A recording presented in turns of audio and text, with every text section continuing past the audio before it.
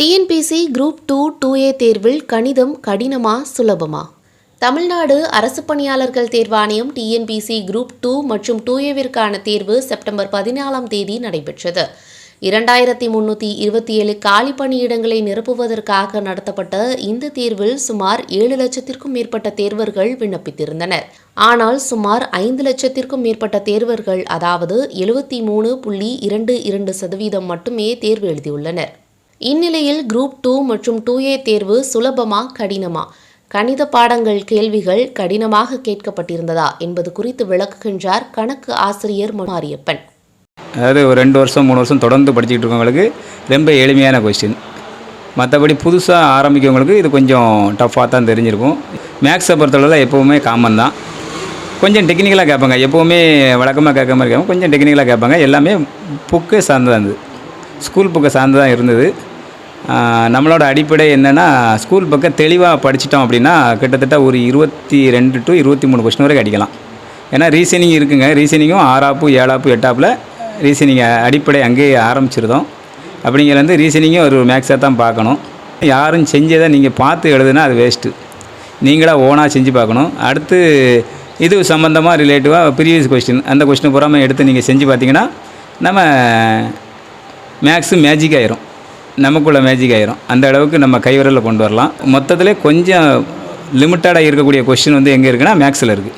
இவ்வளோதான் 25 கொஸ்டின், இவ்வளோ இந்த மொத்தத்திலே ஒரு கொஞ்சம் லிமிட்டுக்குள்ளே அடங்கிடலாம். அப்படின்னா அந்த 25 கொஸ்டின் மேக்ஸ் மட்டும்தான் இருக்குது. தமிழ் கொஞ்சம் பரந்த உலகம். அடுத்து அதேமாதிரி ஜிகே எங்கே எப்படி கேட்குறாங்கன்னு தெரியாது. ஆனால் மேக்ஸ் மட்டும் பார்த்திங்கன்னா எங்கே இருக்குது, லிமிட்டடுக்குள்ளே தான் இருக்கும். அப்போ ஈஸியாக அடிக்கணும். அதை கொஞ்சம் விருப்பப்பட்டு படிக்கணும். விருப்பப்பட்டு படித்தாலே நீங்கள் ஜெயிக்கலாம். நார்மலாக மேக்ஸு இப்போ உள்ள குரூப் 2 மேக்ஸை பார்த்திங்கன்னா கொஞ்சம் லாஜிக்கலாகவும் இருந்துச்சு, கொஞ்சம் ஈஸியாகவும் இருந்துச்சு. அதில் பார்த்திங்கன்னா ஒரு அசால்ட்டாக கொஞ்சம் நல்லா மேக்ஸ் போடுறவங்க, விறுவிறுன்னு போடுறவங்க ஒரு 20 to 24 கொஸ்டின் வரைக்கும் போட்டுருவாங்க.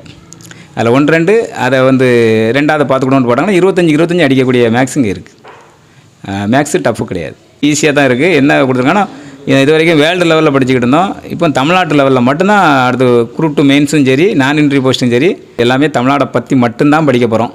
நீங்கள் அதை படித்தாலே போதும், ஆட்டோமேட்டிக்காக குரூப் 2Aக்கும் நம்ம பண்ணிடலாம். மேக்ஸிமம் அது கூட கூடுதலாக என்ன படிக்கணும் அப்படின்னா, மேக்ஸ் ஒரு 40 கொஸ்டின் கேட்க போகிறாங்க.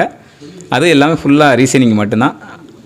அதையும் நம்ம ப்ரிப்பேர் பண்ணோம்னா ஆட்டோமேட்டிக்காக மெயின்ஸுக்கும் ப்ரிப்பேர் ஆகிக்கலாம், குரூப் 2A நான் இன்ட்ரிக்கும் ப்ரிப்பேர் ஆகிக்கலாம். வணக்கம், என் பேர் பிரவீன்குமார்.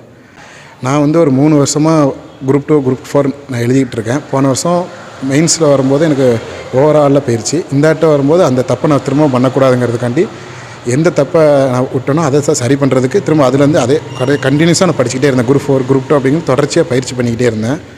இந்த ஆட்டம் ஜிகேயில் கொஞ்சம் நல்லா கேட்டிருந்தாங்க. அதாவது அரசியல் அறிவியலாக இருக்கட்டும், வரலாறாக இருக்கட்டும், எல்லாமே நல்லா கேட்டிருந்தாங்க. அதாவது பள்ளி புத்தகத்தை தாண்டியும் நிறையா இருந்தது. எனக்கு பொறுத்த வரைக்கும் நான் எப்பவுமே தமிழ் தான் எனக்கு ஸ்ட்ராங்கு. நான் தமிழும் மேக்ஸுன்னு, ஏன்னா 125 மார்க் என் கையில் இருக்குங்கிற ஒரு நம்பிக்கையில் தான் எழுதுவேன். ஜிகே பார்த்தேன், எனக்கு ஒரு 2-3 கொஸ்டின் தெரிஞ்சிச்சு. நான் ரீட் பண்ணுறச்சே புதுசாக 101 இப்போ அதெல்லாம் மாற்றி கொடுத்துருக்காங்களான்ட்டு நான் ஜிகே தான் அட்டன் பண்ணேன். ஒரு 6 கொஸ்டினுக்கு அப்புறம் ரொம்ப டெப்த்தாகவும் கேட்க ஆரம்பிச்சிட்டாங்க. நடப்பு நிகழ்வுலேருந்து கொஞ்சம் கேட்டிருந்தாங்க. அப்போ நம்மளுக்கு எடுத்தோடனே 7 கொஸ்டின் தான் தெரிஞ்சிருக்கேன். நமக்கு மனசு இதாகிடுச்சு. உடனே நான் தமிழுக்கு போவேன், ஏன்னா எதை இப்போ நம்பிக்கை கொடுக்கும் அப்படின்னு நான் தமிழ்லேருந்து ஆரம்பித்தேன். 100 தமிழ், அதுக்கப்புறம் 25 கணிதத்தை முடிச்சுட்டு தான் நான் பொது அறிவுக்கு வந்திருந்தேன். வரலாறு அரசியல் அறிவியல் நல்லா படிப்பேன். அதனால் நான் பாலிட்டி கொஸ்டின்ஸ் கொஞ்சம் ரொம்ப ஈஸியாக இருந்துச்சு. அதுவும் விதிகள் இந்த 2-3 கூற்றுகள் வச்சுருந்தாங்க. ஃபஸ்ட்டு நேரடியாக கேட்பாங்க. இந்த கூற்றுகளில் கேட்கும்போது நம்ம விதிகள் அதிகமாக படிக்கணும். ஒரு 200 விதிகளாவது, ஒரு 100 விதிகளாவது நம்ம மனப்பாடமாக தெரியணும். ஏன்னா இணைகள் கேட்க ஆரம்பிச்சிட்டாங்க. ஃபஸ்ட்டு ஆப்ஷனில் கழிப்பாங்க. இப்போ அப்படி கிடையாது. 4 இணையும் கொடுக்கும்போது நம்ம 4 தெரிஞ்சிருக்கணும். அப்போ தான் எது எத்தனை சரி எத்தனை தவறு நம்மளுக்கு தெரியும். அப்படிங்கும்போது நம்ம பாலிட்டினாலும் சரி வரலாறுங்குமே ஐயனம் கொஞ்சம் நல்லா கேட்டிருந்தாங்க. ரொம்ப எளிமையாக தான் இருந்துச்சு எனக்கு.